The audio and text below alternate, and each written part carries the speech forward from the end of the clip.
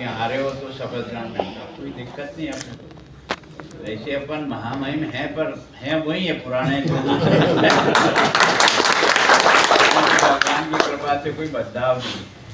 तो मैंने कहा जरूर करेंगे, कोई दिक्कत की बात नहीं। तो प्रसन्न जी के आदेश के अनुसार राजीव जी, आप सबको तरफ से भी धन्यवाद कि आप अध्यक्ष बने हैं।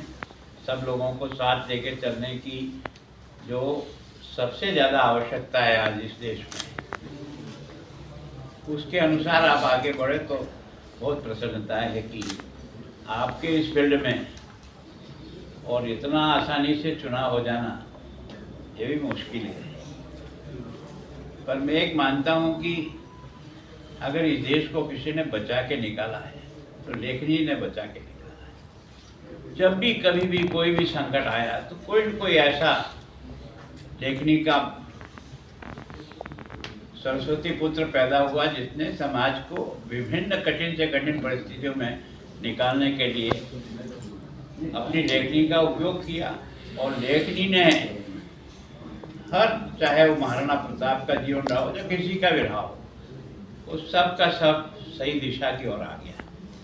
तो वास्तव में ये जो प्रभु ने आपको जो क्षमता दी है, इसका क्षमता अगर हम उसी प्रकार से देश हित में करें, व्यक्ति हित में नहीं। व्यक्ति मित्र भी हो सकता है, व्यक्ति परिवार का भी हो सकता है, लेकिन अपनी लेखनी निष्पक्ष कैसे हो, जिससे और कुछ मिलेगा ना मिलेगा, अपने को बहुत संतोष मिलेगा। और मैं सोचता हूँ संतोष ही जीवन की सबसे बड़ा आगे बढ़ाने का रास्ता बनता है।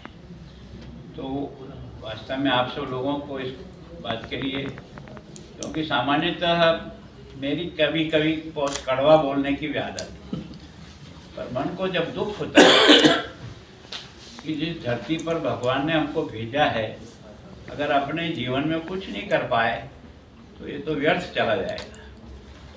इसका ध्यान रहे व्यक्ति को, अगर दिमाग में काम छोटा हो या बड़ा हो कोई फर्क नहीं पड़ता। जो काम है उसको बहुत ही तन्मयता से और पूरी निष्ठा और ईमानदारी से करना, वो दूसरों को अच्छा लगे अपने को मन को बहुत संतोष मिलता है। और मैं सोचता हूँ कि हमारा यह जो देश जितना उठा पटा में से निकलता है, उसमें से पत्रकारिता को कई तरह के संघर्ष भी झेलने पड़ते हैं। कई बार व्यक्तिगत नाराजगी भी बर्दाश्त करनी पड़ती है। कई प्रकार सरकार के एक तरह से संघर्ष के भागी भी हो जाते हैं और जीवन में बहुत कष्ट भी होते हैं।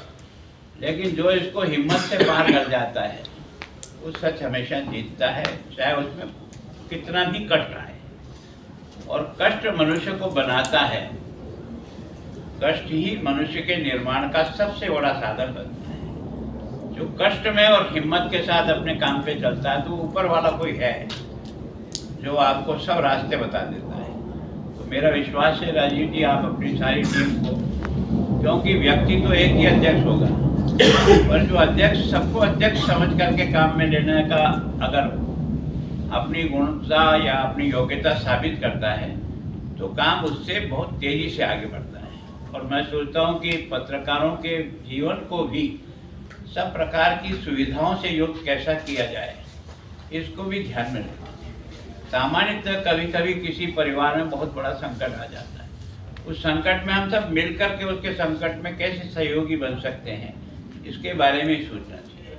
और विशेष करके मेरी जो भावना रहती है कि आने वाली जो बच्चे हैं उनकी एजुकेशन अच्छी हो, इसके लिए आप सब मिलकर के जो प्रयास कर सकें।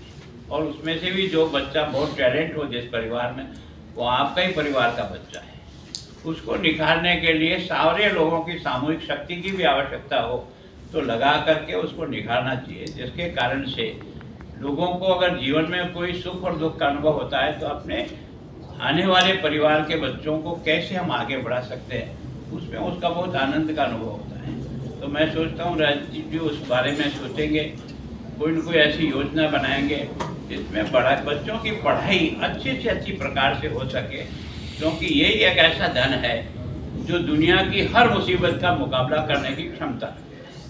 तो मैं सोचता हूँ उस दृष्टि से आप लोग मिल बैठ करके विचार करें और जो हमारे लायक हुक्म हो वो ज़रूर आप फरमाना। जो कुछ भी हम कर सकते हैं वो ज़रूर करने का प्रयास।